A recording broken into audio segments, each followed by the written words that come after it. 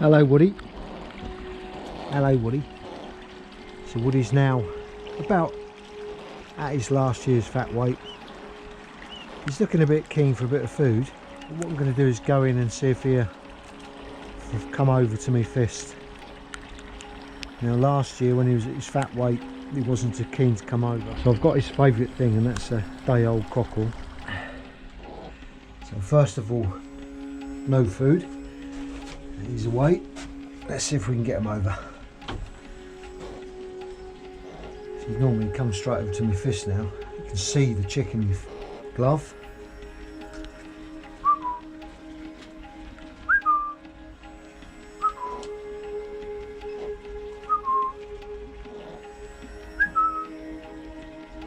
Come on, Woody. Come on. It's the same me. I haven't changed. Come on.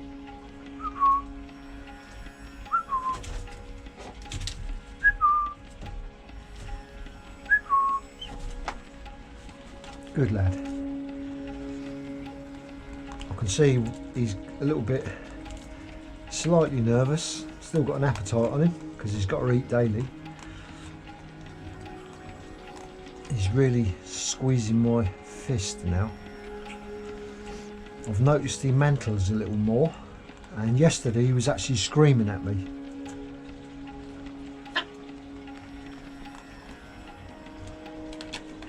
And I would have thought he'd mantle less at fat weight, but he's actually mantling more than when he was at flying weight.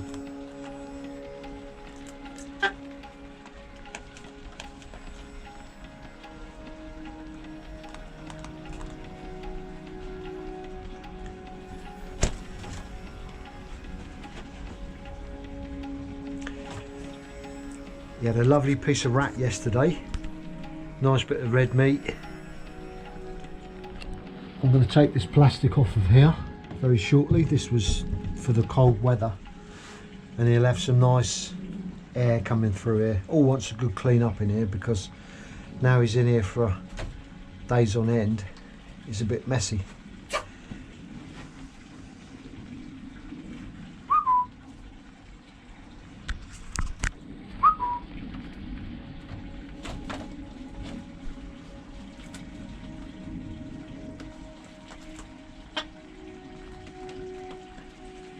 But he's still eating off my fist. As we go, I'm going to keep doing this and show you how his temperament changes over time. I'm going to do some videos in the mews. I don't want to keep feeding him in the mews because he will get a little bit, he might start to get a little bit possessive in here. So I'm going to feed him outside as well, but the only way he's going to get on my fist is there's a big difference now. You look at that in mantling up as I'm getting near the food.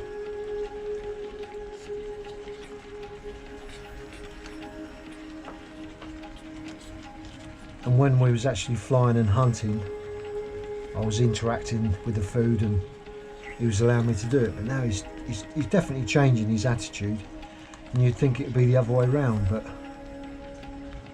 so I'm feeding him from the fist.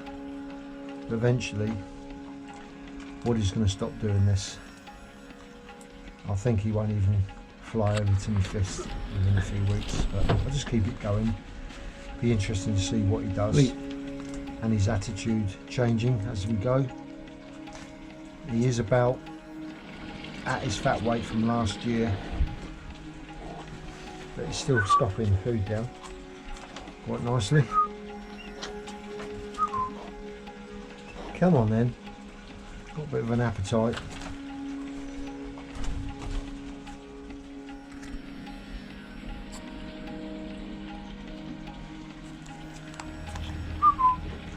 Mantling more, which, as I said before, seems a bit strange because you'd think at his fat weight he'd mantle less, but that's just part of what he's like.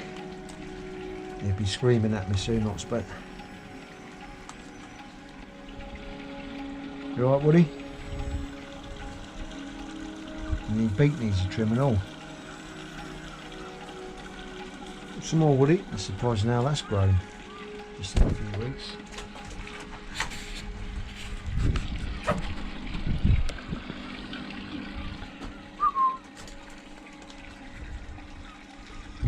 You alright, Bo?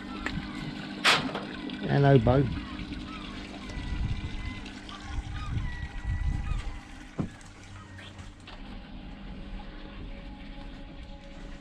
So I'm going to remove this plastic sheet from there,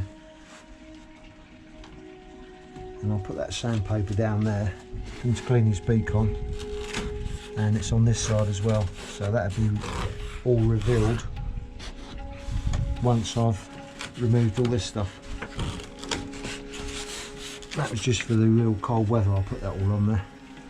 We need a good clean out in here. That's what we're going to be doing in the next couple of days. Have a good clean out in there, and we Woody, hey? Make it all nice and fresh for you.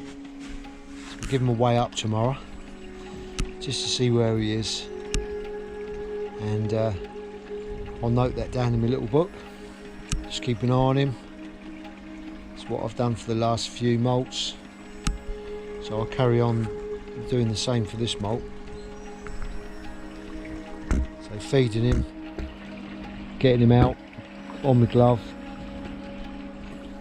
until he doesn't want to, or shows sign that he doesn't want to do it. I know I've showed this before in a previous video, but I'm going to do it again. This is a frozen rabbit. Instead of getting a whole rabbit out, all you need to do, get a nice sharp saw, watch your fingers and cut. Just cut what you want off, and then just put it in your fridge to defrost overnight or for the next couple of days. Saves getting a whole rabbit out, and that way there's no mess either. You haven't got a thawed out piece of meat which is messy. All you're doing is cutting it up frozen into portion sized pieces, next day feeding it to him. So yeah, just cut your meat up when it's frozen, and it's a lot easier than trying to cut a rabbit up when it's thawed out. So I had a bit of a clean out in here, done the back two panels, cleaned them all off. Just going to give Woody a little way up. If you don't know when your Harris hawk is in molt, really you're better off just leaving him, but because I've got 7 days a week to do this, plenty of time, I keep him slightly manned. But if he starts to get really agitated, I'll stop doing it. But each season I've done the same thing and he's been okay. I'm very careful with him. And remembering that this hawk is flown 7 days a week, I don't think I'd be doing this if I was just flying once a week, because he wouldn't be comfortable at all. But he's been a pretty steady hawk. I'll give him a little way up now, see what he is.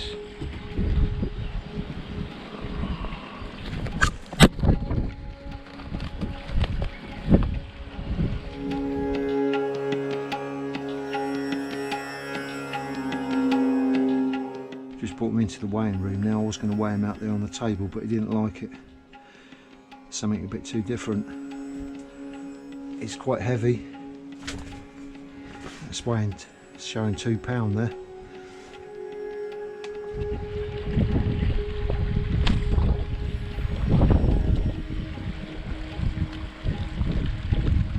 Just going to pop him on this perch for 5 minutes while I have another little tidy up in his mews. So I think while he's out, I'll give him a little bit of food, let him eat it on his perch. What usually happens, he gets up to this quite heavy weight, like he is now, just over £2, and that's quite a heavy hawk there, I'd say. But I was flying them at £1.10, £1.11 last season. But he's not a big hawk, but that weight now will drop off. Once he's gorged himself, his body will realise what he needs, and then slowly his weight will come back down again and stable out. I'd say about 112.5, which is what he did last season. Let's have a look, see what he's going to do.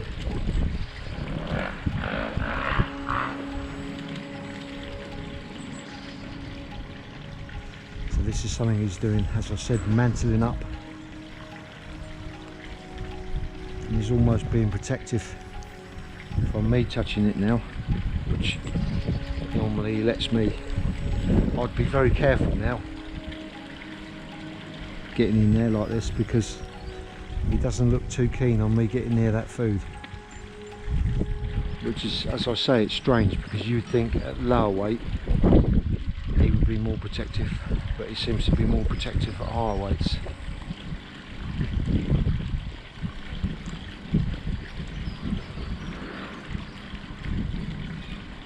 Of course, the other thing to think about, another reason for leaving them alone in the mews at fat weight, if you lose your hawk at fat weight, which you shouldn't do, no way should you lose it, but if you did lose it, if something went wrong, you're not getting it back, because it's not going to come down for a bit of food.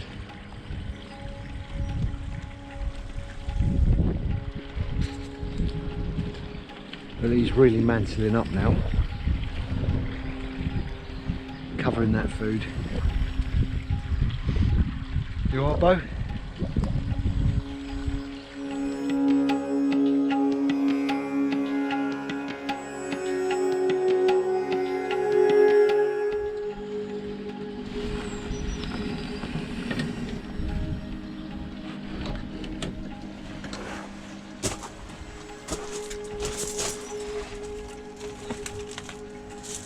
A little bit of weeding.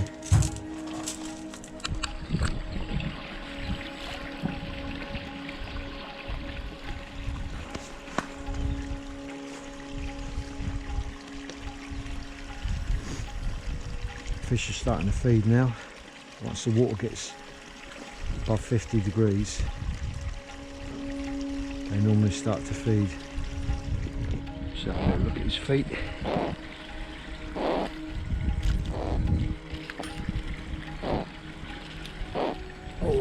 Good condition.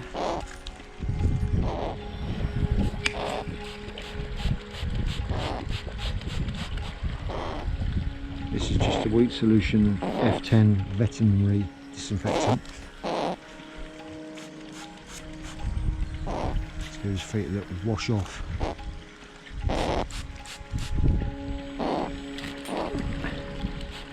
Protesting a little bit in your Woody, but you're okay. Hey, you haven't forgotten me, have you, mate? Even though your weight is very high.